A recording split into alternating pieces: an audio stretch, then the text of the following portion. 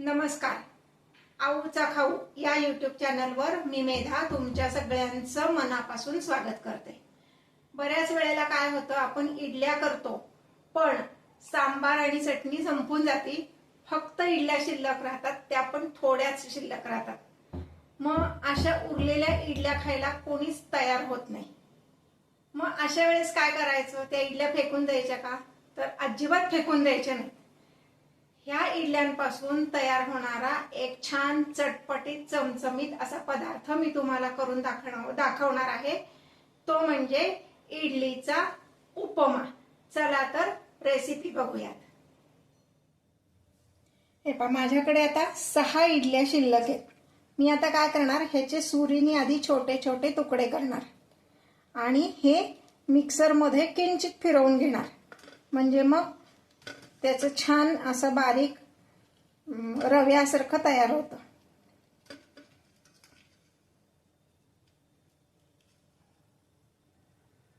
ह्या माझ्या कालच्या उरलेल्या इडल्या आहेत. उन्हाळा असल्यामुळं मी फ्रीज मध्ये ठेवल्या होत्या आणि त्यामुळे त्या किंचित अशा कडक झाल्यात फ्रीज मध्ये ठेवल्यामुळं. तर मी आता ह्या मिक्सर मधनं काढून घेते. हे पहा, हे अगदी आपला रवा असतो की नाही तशा पद्धतीने हे झालेलं आहे.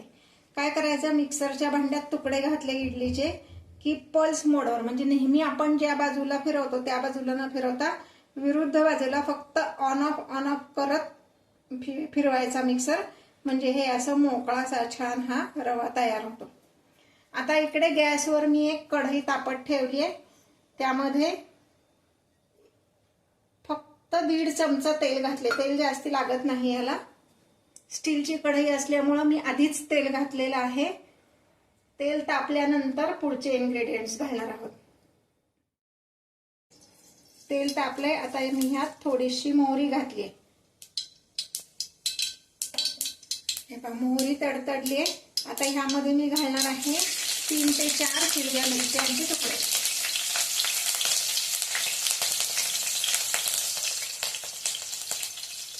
कढीपत्ता, त्यानंतर घालायची 1 चमचा उडदाची डाळ.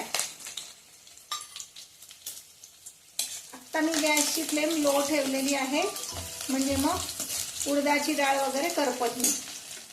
आता ह्यात घालणार आहे साधारण पाव वाटी एवढे शेंगदाणे. शेंगदाणे छान तळून घ्यायचे ह्यामध्ये. यापूर्वी पण मी एक इडलीचा व्हिडिओ अपलोड केलेला आहे की उरलेल्या इडल्यांचं काय करता येईल. तो व्हिडिओ पण बघा, त्याची लिंक पण मी डिस्क्रिप्शन बॉक्स मध्ये देते. आता दाणे पण छान तळले गेले, डाळ पण छान खमंग झाली. आता मी ह्यामध्ये घालणार आहे साधारण 1 चमचा जिरे, अर्धा चमचा एवढा हिंग. आधी मुद्दाम घातलं नाही, ते करपेल म्हणून. आणि 1 छोटा चिरलेला कांदा घालायचा.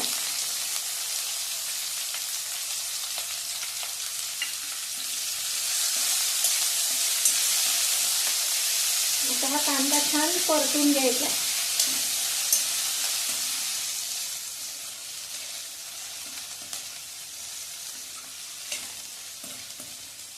हा उपमा एवढा छान होतो ना की काही वेळेस असं होतं की मुद्दाम इडल्या आपण उरवतो आणि हा उपमा करतो. इतका छान लागतो हा. कांदा छान गुलाबीसर असं झालेला आहे.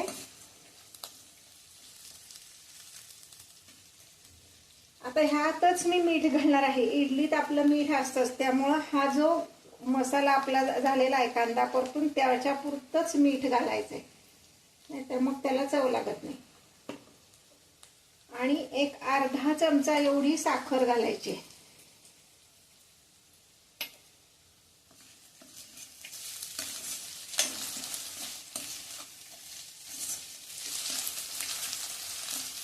अजूनपर्यंत जर तुम्ही माझ्या चॅनलला सबस्क्राईब केलं नसेल तर सबस्क्राईब करा. आणि महत्त्वाचं म्हणजे त्या शेजारी जे बेल आयकॉन आहे त्यावर क्लिक करा आणि त्याच्यावर नोटिफिकेशन ऑल असं क्लिक करा, म्हणजे मग माझे पुढचे सगळे व्हिडिओज तुमच्यापर्यंत येतील. आता हा जो आपण मिक्सरमधनं इडली काढलेली हा जो रवा आहे हा आपण ह्यात घालणार आहोत.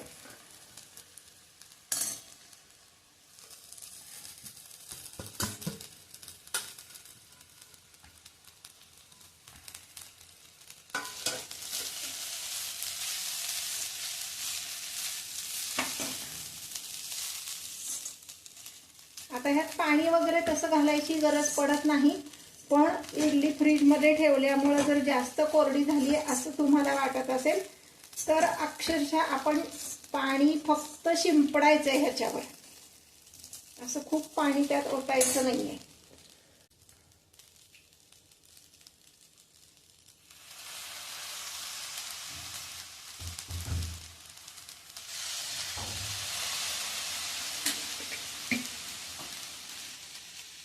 म्हणजे आता मी किती पाणी घातलं तर 2 चमचे फक्त.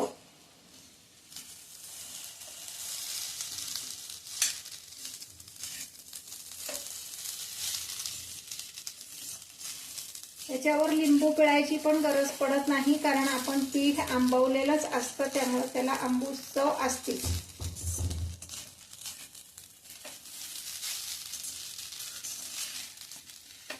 माझे व्हिडिओज तुम्हाला आवडत असतील तर लाईक आणि कमेंट करायला विसरू नका. बघा किती छान मस्त असा हा इडलीचा उपमा तयार आहे. गार्निशिंगसाठी कोथिंबीर घालणार आहोत. हा आपला उपमा सर्विंगसाठी तयार आहे. हे पहा, हा आपला इडलीचा उपमा तयार आहे. त्यावर गार्निशिंगसाठी 0 नंबरची सेव आणि कोथिंबीर. आता हा आपण सर्व करणार आहोत गरम गरम असतानाच.